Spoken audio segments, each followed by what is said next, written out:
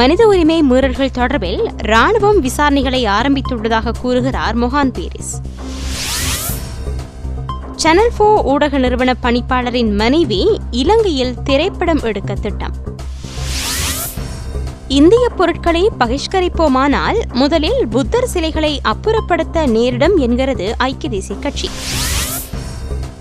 Geneva தீர்மானத்துக்கு அமைய நடப்பதன் மூலம் இன்னுமொரு தீர்மானம் கொண்டுவரப்படுவதை தவிர்க்கலாம் என்கிறது உலகத் தலைவர்கள் குழு.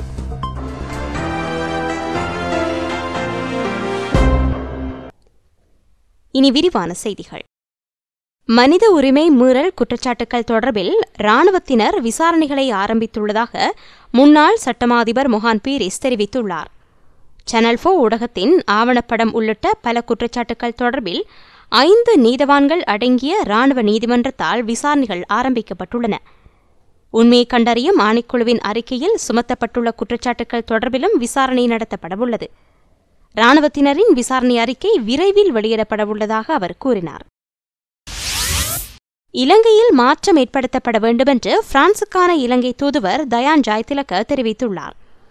ஜனநாயகத்தை நிலைநாட்டுவது தொடர்பில் இலங்கை மியன்மாரிடம் பாடங்களை கற்றுக்கொள்ள முடியும்.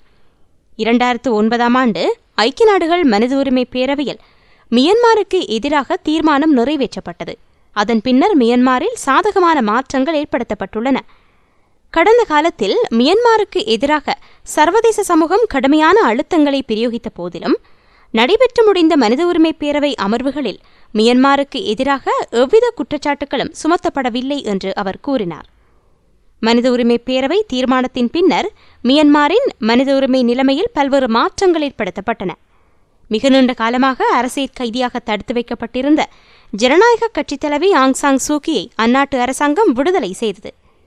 இலங்கைக்கு எதிராக ஐக்கிய நாடுகள் மனித உரிமை பேரவையில் நிறைவேற்றப்பட்ட தீர்மானம் தொடர்பில் அரசாங்கம் உன்னிப்பாக கவனம் செலுத்த வேண்டியது அவசியமானது என்றும் அவர் குறிப்பிட்டார். ஜெனீவாவில் இலங்கைக்கு எதிராக நிறைவேற்றப்பட்ட பிரேரணை எமது நாட்டில் இனங்களுக்கிடையிலான விரிசலை மேலும் படுமோசமாக அதிகரித்துள்ளது என்று நீதி அமைச்சரும் ஸ்ரீலங்கா முஸ்லிம் காங்கிரஸ் தலைவருமான ரவுஃப் ஹக்கீம் தெரிவித்துள்ளார். தமிழர் தரப்பிலும் சிங்களவர் தரப்பிலும் சிலர் வீராப்பு பேசிக் கொண்டிருப்பது இந்நாடு சகஜ நிலைக்கு திரும்புவதை மேலும் காலதாமதப்படுத்துகிறது. இதற்கு இந்த தீவிரவாத சக்திகள் துணை போகின்றன. தமிழ் தேசிய கூட்டமைப்பின் பொறுப்பு வாய்ந்த உறுப்பினர்கள் ஜெனீவா தீர்மானத்துக்கு பின்னரான கள நிலவரத்தை கவனமாக கையாள வேண்டும் என்பதே எமது நிலைப்பாடாகும். தமிழகத்திலிருந்து சுமந்திரன் எம்பி விடுத்துள்ள அறிக்கையின் சில அம்சங்கள் வரவேற்கத்தக்கது என்றும் அவர் கூறினார். வடக்கு கிழக்கில் இராணுவமயப்படுத்தலை குறைக்க வேண்டும் என்ற கோரிக்கை வரவேற்கத்தக்கது. ஸ்ரீலங்கா முஸ்லிம் காங்கிரஸை பொறுத்தவரையில் இதற்கு உடன்படுகிறது. இதேவேளை ஜெனீவா பிரேரணை நிறைவேற்றப்பட்டதன் பின்பு ஜாதிக ஹெல உரிமையா உள்ளிட்ட கட்சிகள் புலம்பெயர் தமிழ் சமூகம் மீண்டும் புலிகளுக்கு உயிர் கொடுத்து களம் அமைத்துக் கொடுக்க முயற்சிக்கின்றன என்ற பீதியை கிளப்பிவிட்டுள்ளன. இதன் மூலம் இராணுவத்தை வடக்கு கிழக்கிலிருந்து அப்புறப்படுத்தக்கூடாது என்று அரசாங்கத்தை வலியுறுத்தி வருகிறது. இது ஜெனீவா பிரேரணையின் பக்க விளைவாகும். ஏற்கனவே இருக்கின்ற உள்ளூர் கள நிலவரங்களை மேலும் குழப்பிவிட்டு தீர்வுகளை நோக்கிய நகர்வுகளை சிக்கலாக்குவதற்கு இந்த கட்சிகளின் செயற்பாடுகள் காரணமாய் அமைந்துள்ளன. மேவின் சில்வா போன்றவர்கள் வழமை போல காட்டு தர்பார் வசனங்களை பேசத் தொடங்கியுள்ளார்கள். இது ஆரோக்கியமானதல்ல. இதேபோன்று அமைச்சர் விமல் வீரவங்ச அமெரிக்க பண்டங்களை பகிஷ்கரிக்கும்படி கடப்பாடு போடுவது அப்பட்டமான கேலிக்கூத்தாகும். எமது பலம் பலவீனம் என்னவென்று தெரியாமல் வெறும் வாய்ச்சவடால்களால் ராஜதந்திர செயற்பாடுகளை நாம் வீணே பாழ்படுத்த வேண்டிய அவசியம் இல்லை. நாட்டில் சட்டத்தையும் ஒழுங்கையும் அமுல்படுத்தும் அரசின் அமைச்சர் ஒருவரே வாய்க்கு வந்தபடி பேசுவது அனுமதிக்கப்பட முடியாதது. தேச துரோகிகளின் கால்களை உடைப்போம், நொறுக்குவோம் என்பது ஜனாதிபதியையும் அரசாங்கத்தையும் கஷ்டத்துக்குள் தள்ளிவிடும் செயலாகும். சர்வதேச சமூகம் இலங்கையின் உள்விவகாரங்களில் தலையிட்டு தீர்மானங்களை நிறைவேற்றிவிட்டது என்பதற்கான அதன் உள்நோக்கங்கள் ராஜதந்திர ரீதியாக புரிந்து கொள்ளப்பட வேண்டியுள்ளது. கற்றுக்கொண்ட பாடங்கள் நல்லிணக்க ஆணைக்குழுவின் பரிந்துரைகளை நடைமுறைப்படுத்துவதை உறுதி செய்வதுதான் ஜெனீவா பிரேரணையின் நோக்கமாக இருந்தால் அவசரமான இப்படியான நடவடிக்கைகள் அந்த தேவையின் இலக்கை அடைவதை இன்னும் சிக்கலடைய செய்யும் என்பது புரிந்து கொள்ளப்பட வேண்டும் என்றும் ஹக்கீம் தெரிவித்துள்ளார். சர்ச்சைக்குரிய சேனல் 4 ஊடக நிறுவனத்தின் பணிப்பாளர் ஒருவரின் மனைவி இலங்கையில் திரைப்படம் எடுக்க திட்டமிட்டுள்ளார். யாழ்ப்பாணத்தைச் சேர்ந்த ஷிராணி சபாரத்னம் என்ற பெண்ணே இவ்வாறு இலங்கையில் திரைப்படம் எடுக்க உள்ளதாக கூறப்படுகிறது. சேனல் 4 ஊடக பணிப்பாளர் ஸ்டூவர்ட் கோல்ஸ்காட்டின் மனைவியே இவராவார். எவ்வாறான திரைப்படம் எடுக்கப்படவுள்ளது என்பது பற்றி ஷிராணி கருத்து வெளியிடவில்லை. இவர் வட்டுக்கோட்டையை பிறப்பிடமாக கொண்டவர் என்று தெரிவிக்கப்படுகிறது. ஐக்கிய நாடுகள் சபையின் மனித உரிமைகள் பேரவையினால் நிறைவேற்றப்பட்ட தீர்மானத்துக்கு அமைய நடப்பதன் மூலம் இதுபோன்ற இன்னுமொரு தீர்மானம் கொண்டுவரப்படுவதை இலங்கையை தவிர்த்துக் கொள்ள வேண்டுமென்று நெல்சன் மண்டேலாவினால் அமைக்கப்பட்ட உலக தலைவர்கள் குழு இலங்கையிடம் வலியுறுத்தியுள்ளது.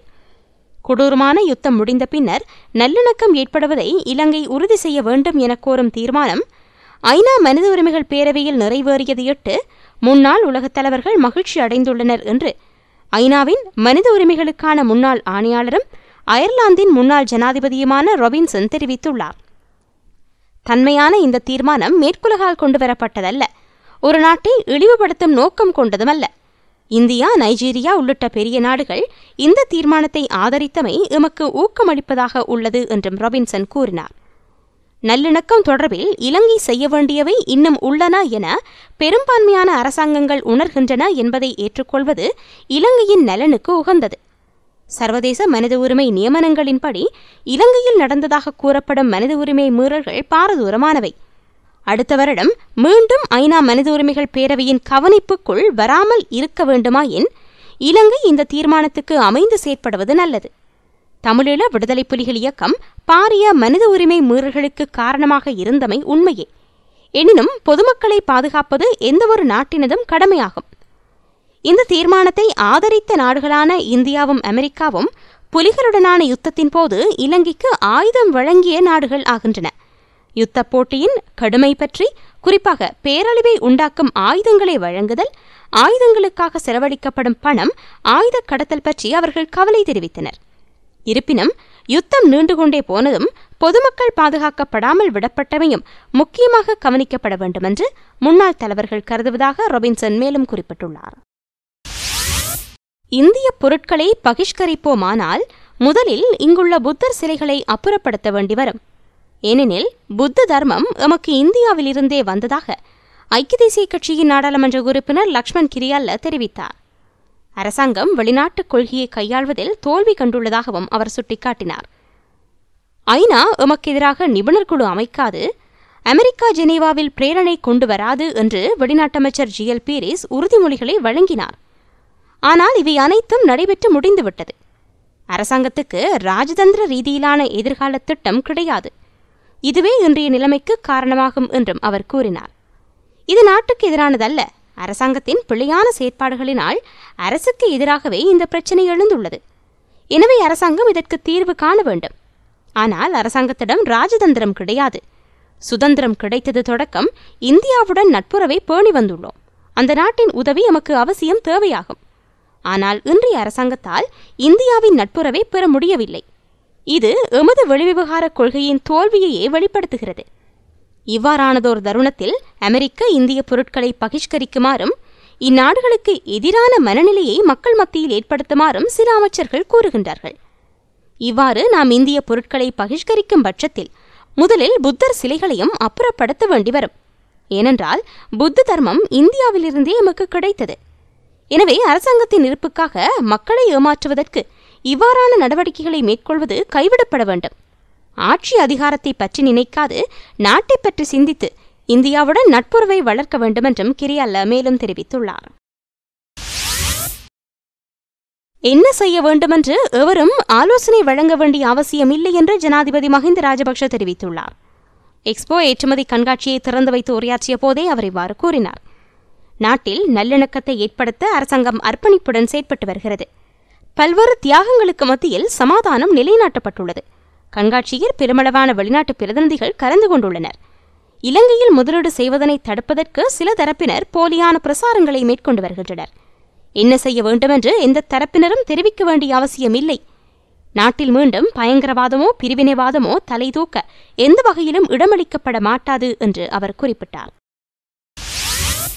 இலங்கையில் சிங்களவர் என்ற இனம் இருக்கவில்லை எனவும், இலங்கைக்கு விஜயன் வரும்போது இயக்கர் நாகர் என்ற 2 இனங்களே இருந்தன என்றும், இந்த இனங்களுடன் விஜயனுடன் வந்தவர்கள் திருமண உறவுகளை ஏற்படுத்திக் கொண்டதால் சிங்களவர் என்ற இனம் தோன்றியதாகவும், இல்லையென்றால் இலங்கையில் சிங்கள இனம் என்ற ஒரு இனம் இருந்திருக்காது என்றும் ஜேவிபியின் முன்னாள் நாடாளுமன்ற உறுப்பினர் கேடி லால்காந்த் தெரிவித்துள்ளார்.